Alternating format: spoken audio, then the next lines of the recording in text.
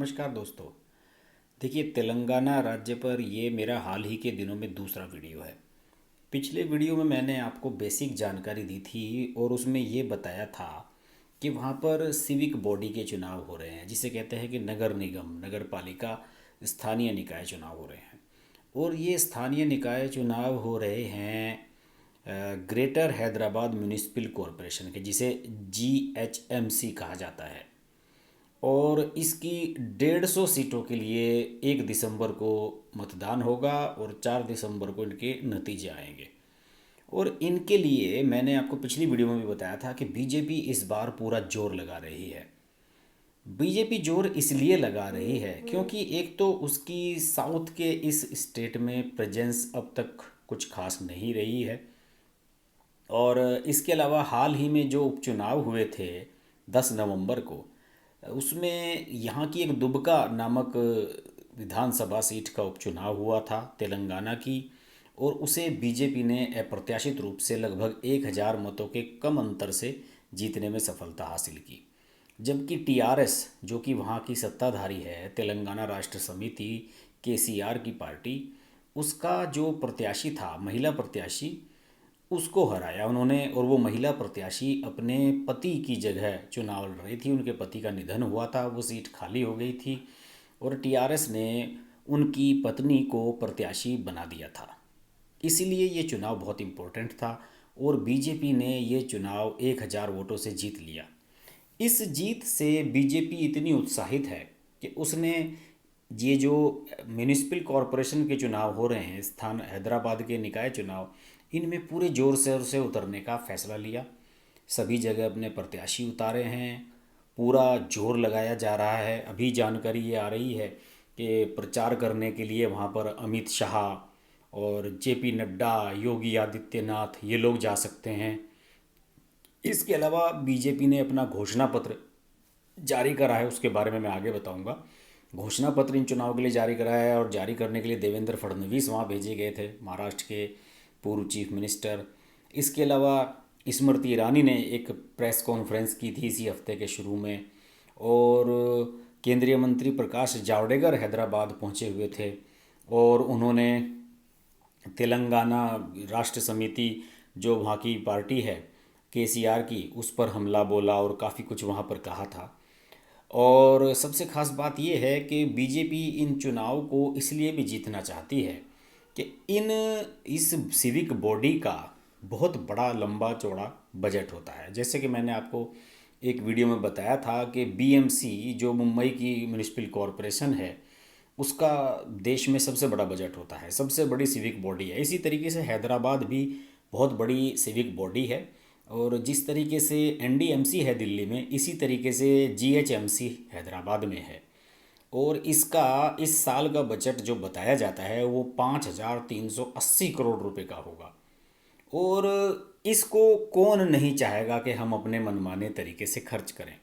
यही वजह है कि इस चुनाव को जीतने के लिए बीजेपी दिन रात एक कर रही है। और इसका सबसे जो मेन कनेक्शन वही है जो मैंने आपको बताया कि यहाँ पर तेलंगाना में बीजेपी चाहती है कि अपनी प्रेजेंस दर्ज कराई जाए दुबका उपचुनाव जीतने के बाद, और इस पर पूरा फोकस किया जा रहा है।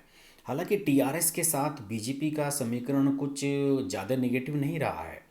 लोकसभा में और राज्यसभा में जब अहम मुद्दों पर समर्थन की ज़रूरत होती है तो टीआरएस ने बीजेपी का समर्थन किया है। सीए एनआरसी जैसे मुद्दों पर भी टीआरएस साथ रही है। अलबत्ता जो नई शिक्षा नीति है, कुछ और मुद्दों को लेकर उनका थोड़ा सा मतभेद रहा है, लेकिन कई मुद्दों पर टीआरएस ने बीजेपी का साथ दिया है संसद में।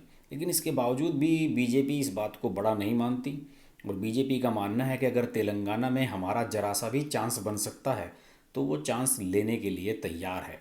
और यही वजह है कि इसमें ज़ोर शोर से चुनाव लड़ा जा रहा है। मैंने आपको शुरू में बताया था कि इसमें जो चुनाव लड़ा जा रहा है उसके लिए बीजेपी ने पूरी तैयारी की है।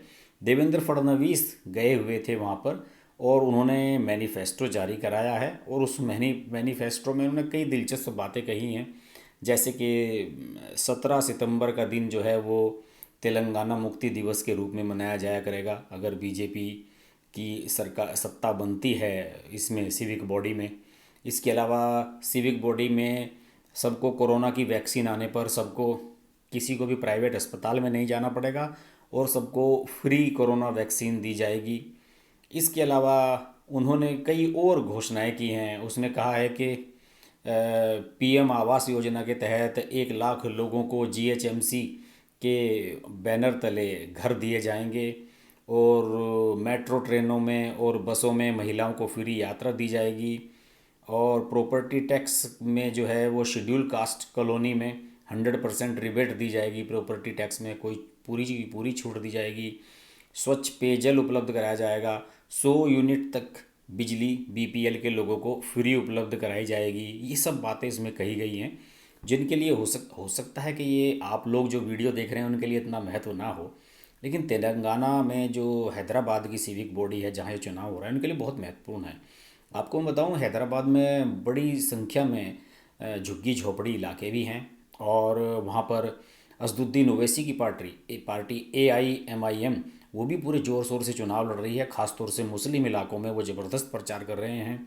मैंने असदुद्दीन ओवैसी को खुद घूमते हुए देखा और वो लोग गली गली में जाकर जनसंपर्क कर रहे हैं। और यहाँ पर जो मुकाबला है वो TRS के प्रत्याशियों, उसके सामने बीजेपी और AMIM जो इनकी पार्टी है असदुद्दीन ओवैसी की, उनके बीच में हो रहा है। और फिलहाल वहाँ पर भूपेंद्र यादव जो बीजेपी के राष्ट्रीय महासचिव हैं उन्हें वहाँ पर भेजा गया है चुनाव प्रभारी बनाकर। इसके अलावा कर्नाटक के स्वास्थ्य मंत्री को उनके साथ लगाया गया है। इसके अलावा कुछ विधायक बाहर से भेजे गए हैं इस कैंपेन के लिए। योगी आदित्यनाथ जाने वाले हैं अगले कुछ दिनों में। तो ये सब एक बहुत बड़ा एक वो है प्लान बीजेपी का। और बीजेपी का मानना है कि अगर हम ये सिविक बॉडी के चुनाव में हलचल मचा पाते हैं तो निश्चित रूप से हमें इसमें बड़ी सफलता मिलेगी और आने वाले समय में विधानसभा के जो चुनाव हैं उसमें भी हमारे समीकरण बनेंगे। दूसरी ओर बीजेपी के इस सिविक बॉडी के चुनाव में जीतने को लेकर जो वहाँ के ऑफिशियल हैं, जीएचएमसी के जो अधिकारी हैं, वो भी परेशान हैं।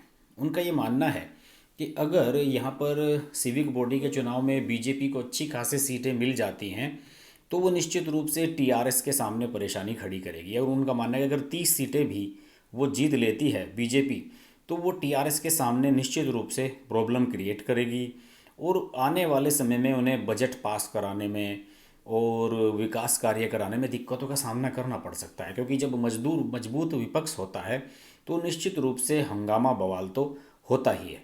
और ये बात उनकी काफ़ी जायज़ भी है। मैंने वहाँ का जो एक मशहूर अखबार है डेक्कन क्रॉनिकल, उसकी एक रिपोर्ट जो मैंने पढ़ी थी उसमें उस अधिकारी का नाम नहीं दिया गया है, लेकिन उसका ये कहना है कि अगर असदुद्दीन ओवैसी की पार्टी और बीजेपी ये इसमें काउंसिल में ज़्यादा घुस जाएंगी म्यूनिसिपल कॉरपोरेशन में तो ये काफ़ी कुछ दिक्कतें पैदा हो सकती हैं और इनसे व्यवहारिक दिक्कत सबसे ज़्यादा अधिकारियों के सामने आएगी। क्योंकि अगर आपको कोई भी प्लान पास करना है तो उसके लिए आपको राज्य सरकार की अनुमति लेनी ज़रूरी है। और अगर खुदा ना खास्ता बीजेपी का मेयर बन जाता है वहाँ पर तो फिर तो बहुत ही मुश्किल आने जा रही है। क्योंकि राज्य सरकार मंजूर आसानी से नहीं करेगी और टेक्निकल मामलों में डेवलपमेंट के कार्य फंसे रहेंगे। हालांकि मुझे ऐसा लग रहा है कि इस तरह की खबरें तो छपवाई भी जाती हैं और ये दक्षिण भारत का अखबार है डेक्कन क्रॉनिकल, हो सकता है कि TRS के लोगों ने इस तरह की खबरें छपवाई हों। पेड न्यूज़ भी हो सकता है कि भाई अगर बीजेपी को आपने वोट दिया तो विकास कार्य हैदराबाद के रुक जाएंगे, इसलिए आप TRS को ही वोट दें। तो ये सब तो टैक्टिक्स हैं, लेकिन इतना निश्चित है बीजेपी इन चुनावों पर हैवीली बैंक कर रही है और उसकी कोशिश है कि यहाँ पर अच्छी सफलता हासिल की जाए और अपनी धमक तेलंगाना में दर्ज कराई जाए। फिलहाल इस बारे में हम लगातार नज़र बनाए रखेंगे। 1 दिसंबर को मतदान होगा, 4 दिसंबर को नतीजे आएंगे, उन पर भी हम नज़र रखेंगे और इसका एनालिसिस हम करते रहेंगे। इसके अलावा वहाँ पर उत्तेजक भाषणबाजी हो रही है तेलंगाना में। बीजेपी नेता और वहाँ के TRS के नेता ये सब लोग एक दूसरे पर आरोप लगा रहे हैं और बड़े हॉट टॉक्स भी हो रही हैं। इस पर मैं भी वहाँ के हैदराबाद के DGP का बयान पढ़ रहा था उन तेलंगाना के उन्होंने कहा है कि इन सब लोगों के खिलाफ मुकदमे भी दर्ज कराए जाएंगे। यानी कि एक छोटी सी सिविक बॉडी का 150 सीटों का चुनाव, देखिए विधानसभा और लोकसभा चुनाव की तरह कैसे पॉपुलर हो रहा है। सारा देश इस पर नज़र लगाए हुए है, मीडिया इस पर फोकस कर रहा है, सिर्फ इसी वजह से कि बीजेपी तेलंगाना में एंटर करने की कोशिश कर रही है। अपनी कोशिश में वो कितनी कामयाब होती है हम आने वाले वीडियोज़ में देखेंगे। आप देखते रहिए हर्ष की बात लाइव। नमस्कार। अगर आपको हमारी वीडियो पसंद आई तो वीडियो को लाइक करें, चैनल को सब्सक्राइब करें और नोटिफिकेशंस के लिए बेल आइकन को प्रेस करें।